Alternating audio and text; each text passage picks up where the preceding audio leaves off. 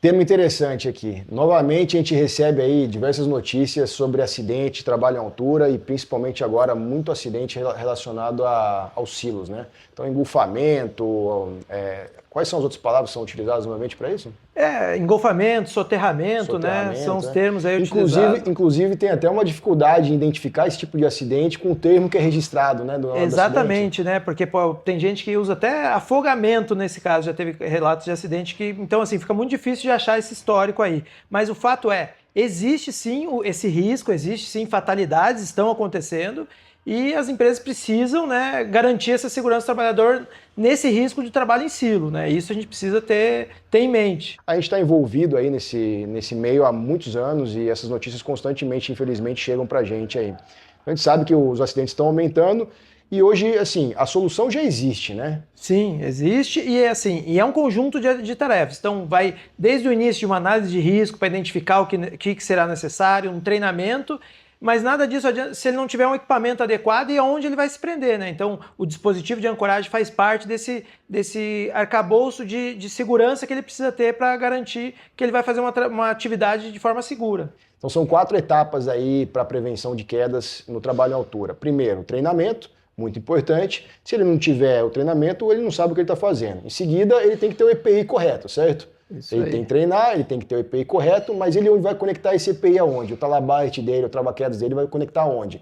No dispositivo de ancoragem. E em quarto, muito importante, sempre o resgate, né? Havendo a queda, quem vai tirar o cara daquela situação? E tudo isso essas soluções vêm de uma análise de risco, né? Então a análise de risco é a base para descobrir quais são os treinamentos necessários, o dispositivo correto, o EPI necessário.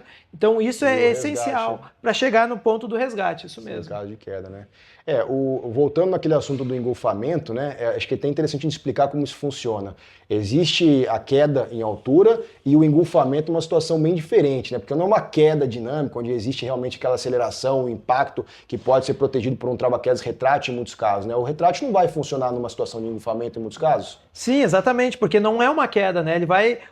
A pessoa vai entrando, né, para dentro daquele grão e vai ficando engolfada, né? O grão vai engolir mesmo a pessoa de dentro ali, né? E o trava-quedas ele depende de uma queda, né, uma reação ali rápida para ativar o freio do trava-quedas retrátil e assim evitar a queda. Mas o engolfamento, como ele lentamente é absorvido pelo grão, não vai travar o trava-quedas retrátil, não vai acionar e o cara devagarzinho vai sendo soterrado ali, né? E vai acabar morrendo, por quê? Por causa da pressão do grão, falta de oxigênio, né? Isso, exatamente, é asfixia mesmo. Nesse caso, quando ele entra, ele vai ser asfixiado. Então, tudo que tem que ser feito é para que essa condição não aconteça. E a solução fica sendo, então, ao invés de usar um trava-quedas retrátil, como muita gente utiliza, usar um sistema de corda com trava-quedas deslizante. Essa seria uma solução, sim. Né, com um dispositivo de ancoragem, um trilho, um olhar de ancoragem sobre ele, né, sobre o trabalhador.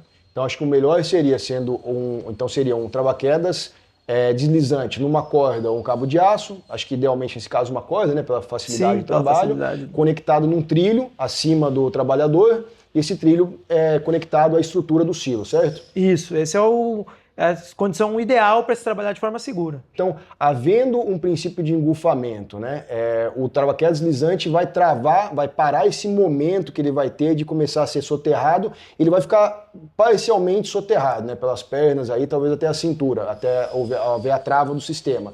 E agora? Agora tem que pensar no resgate, né? Aí teria que ter um ponto de ancoragem externo, né, desse silo, um monopé, alguma coisa, um sistema de resgate para içar ele, para tirar ele. Eventualmente vai ter que entrar pessoas aí treinadas para resgate, para tirar esses grãos do entorno. Aí existe uma técnica apropriada para aí sim usar um guincho e retirar essa pessoa de dentro do silo. A gente tem um volume muito grande de venda de monopé para resolver esse problema, né? Sim, esse é um típico dispositivo de ancoragem pensado ali idealmente para esse silo, né? Que eu consigo fazer esse resgate de forma externa, né? Então nossos clientes hoje, eles compram o monopé e deixam instalado na boca de visita superior do silo pronto para uma situação, para um eventual resgate que seja necessário, né? Exatamente. Já fica todo o equipamento de resgate pronto, um sistema de guinchos, de içamento, para acontecendo essa situação, já ter como condição de retirar rapidamente o trabalhador dessa condição. Então a gente tem a gente tem o monopé, a gente tem o trilho, a gente tem o trava-queda deslizante, a gente tem todo o EPI correto. A 210 oferece tudo isso aí. Por que continua tendo acidente, cara? Falta de conhecimento? Falta de conhecimento, sem dúvida, né? E às vezes não tem treinamento, as pessoas não entendem a gravidade disso, quase não. A gente que é da área consegue enxergar esse número grande de acidentes, mas vem sempre aquela máxima, né? Isso não vai acontecer comigo, isso aconteceu uma vez, não vai acontecer de novo. Então tem uma série de coisas, as pessoas entendem muito, aí vem a questão de responsabilidade que a gente estava falando, de achar que se acontecer é muito caro esse investimento e não vale a pena. Quando na verdade, quando acontece, a gente vai ver o custo que é muito superior a ter tudo isso adequado, né? Então resumindo aí, a gente tem a falta de conhecimento e a negligência, basicamente. Negligência, né? nesse caso, negligência. Porque o cara que sabe do risco e não investe na segurança, isso aí eu vejo como negligência. Mas muita gente realmente não sabe, não conhece o risco e acaba não investindo nisso aí. E em alguns casos aí, uma negligência talvez nem do próprio responsável, né, do técnico de segurança, do engenheiro de segurança, às vezes a empresa tem uma dificuldade em fazer esse investimento achando que vai ser caro. Mas na verdade não é um investimento muito caro, né? Não é caro e, de novo, comparando com os investimentos, né, o custo que vai ser, estamos falando financeiro, né, nem estamos falando da questão do custo social, mas o custo financeiro num acidente ele é muito alto, né, envolve uma interdição, uma fábrica parada por vários dias, né, perda de produção. Então, o muito mais fácil é investir na prevenção, né? Esse é o caso típico que vale a pena investir na prevenção. A empresa sofre com marketing negativo, com um custo social, a própria equipe fica desmotivada numa situação de acidente fatal, né? Nem necessariamente fatal, mas um próprio acidente já desmotiva a equipe aí, Exatamente. Tira um pouco a vontade do pessoal de executar a tarefa, porque eles acabam identificando o risco e ficam com medo de executar essa tarefa. Então, assim, investir num dispositivo de ancoragem correto, treinar o seu pessoal e dar o EPI correto e preparar um resgate adequado é uma obrigação, mas também uma preocupação financeira para a própria empresa, né? Então, você sabe que você faz o investimento inicial agora, você economiza lá na frente, você resolve um problema social que você pode gerar no seu ambiente de trabalho. Essa é a condição, exatamente o que está falado. A outra condição sempre vai ser pensar no que vai acontecer no caso do acidente. Aí estamos falando de novo de multas, interdição e responsabilidade civil e criminal aí, né? Então, não tem jeito. A melhor forma é prevenção.